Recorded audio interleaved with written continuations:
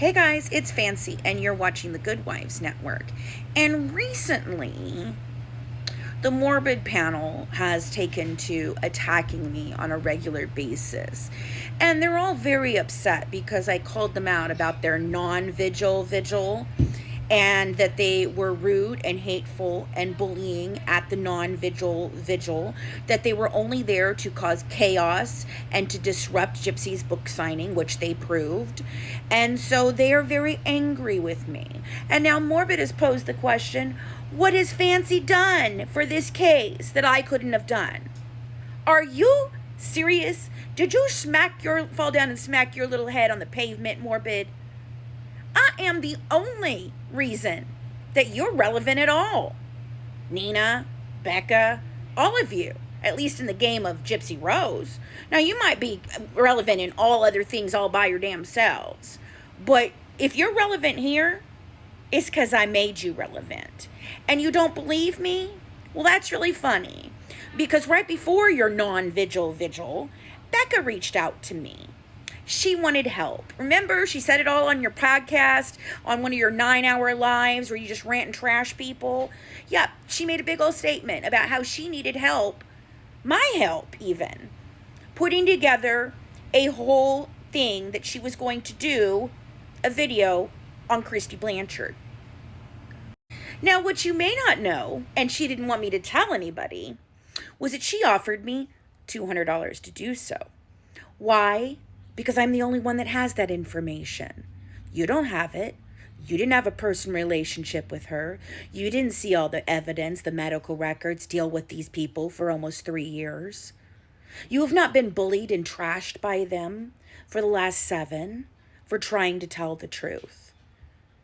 And in my opinion, allegedly, for entertainment and educational purposes only and to bully no one, I do believe that you and Nina are working together with Lifetime. And I will continue to say that. And you can continue to call me insane. But what I do have is proof that Becca offered to pay me to help her out with that video. You know, the video that didn't get produced before Christmas.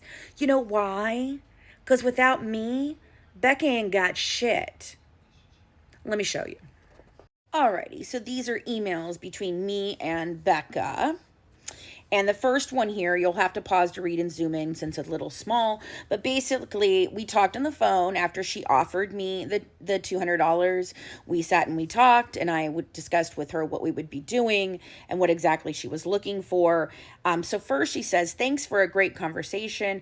I really enjoyed speaking with you. After giving this much thought, I think it might be easier for you to send me all the text emails surrounding Kristy and Gypsy, and I can sort them out myself. Oh, I'm sure you think you can, Becca, I'm sure. But see, the thing is that's worth a whole hell of a lot more than $200, and it sure as shit wasn't what we originally talked about. Then I can ask you to clarify these things as I dive into the documents. Once I get the text, emails, etc., I will send you the $100 because she told me she'd send me $100 beforehand and $100 after with the project was finished. Just give me your details of where I could send the money. After the video airs, I will send you an additional $100. This should be done before Christmas. Thanks again, Fancy, Becca. So I wrote her back. And I told her, sounds good. I have a lot to pull together. I will work on this week and get you what you need. And I started thinking about it. And that's why I had not sent it back to her, because I was waiting till after all of the vigil and everything died down. And I wanted to talk with her about it because there was no way I was just going to hand over all of my text messages and emails between me and Gypsy and me and Kristy to her. Why would I do that? That wouldn't be good for me, nor for the truth of the story. Because you're looking at things you don't even understand what we were talking about half the time. But hey, whatever. So then the vigil happened. And I wrote her originally because I was upset that they were saying shit about me on the panel when I left. But Becca hadn't said anything yet. She wasn't on panel. She had left. And then she decided she was going to come back to trash me. And this is what I wrote before she trashed me. And then I'll read what I wrote after she trashed me. So I said, well, this was a disappointing shit show. I was not saying the thing the chat said, I said. I stated I felt the fat shaming was uncalled for and I left. I said that I felt this should have been organized better, and if people were raising funds, then it should have gone to flyers and spreading awareness and not for just the 4 people's dinner. This was a travesty in my opinion, and Lifetime and Kristy got exactly what they wanted. I would never ever have supported anyone buying a ticket. If I'd known that, I would have advised 100% against that. So tonight was such a sad and missed opportunity, and now the yahoos have caused more dissension and shit for me. Lovely. I have made it very clear I don't do physical looks shaming thing. I don't agree with it. I didn't say anything I wouldn't say to Morbid's face then or now or any of the panel. But the chat is horrible, and they then came in and tried to start shit in my life. Like, why? I left and I have a right to my opinions. So that was my original thing, writing back to her. I wasn't pulling out yet. I still wanted to discuss it with her. I still thought maybe we could salvage this and somehow make it work properly. No. Then Becca decides to double down, come back on the panel, and trash me. So this is the next email that I sent her. I said, well, I wrote that to you before I saw what you said to me about me.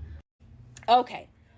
I stated it was sad that this didn't get planned well, and it didn't. No, I was not asked to help, by the way, by people saying he let Morbid do this, so it's not about you. I seriously am beyond hurt, and you showed who you were tonight. My reason for going live started off with being frustrated with the body shaming of Brie. It was unbecoming and made this look like an effort to bully. So if that's what you're all about, then go do that. I will not be helping out with whatever else you have going on. You went off what people were saying I said, and so now I'm done. So I was done, and I'm done with this crew and have been for quite some time now. If you've noticed, I haven't been over there very much. The vigil was one of my first appearances in a long time because I don't agree with the things that these people are doing. I don't agree with how they treat people. I don't agree with how they harass and stalk and bully people. None of this is content that should be accepted. None of this is relevant content at all to this case. My goal has always been for truth and honesty in this case. My goal has always been to expose the lies and expose how this all went down, regardless of what side I was ever on. Because I could absolutely tell something was wrong from the very beginning. I just didn't know what yet. And that's why I did research. See, something that none of you bothered to do. You waited until I did it all for you.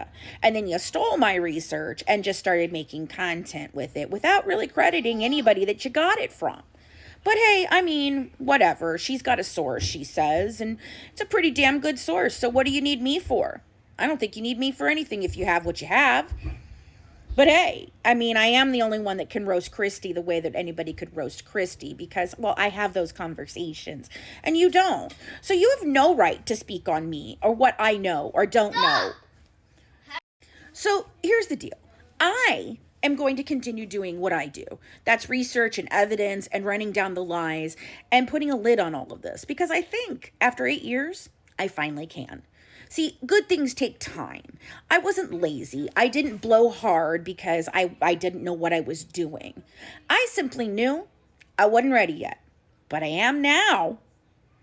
So 2025, we got some work to do. We got books to write. We have a documentary series to put out. And you all have bullying and gossip, I guess. So, hey, you've got the market cornered on that. Why don't you guys stick to that? And I'll stick to the facts. Have a good one from the Good Wives, serving up true crime, one dish at a time. Bye, guys. Mwah.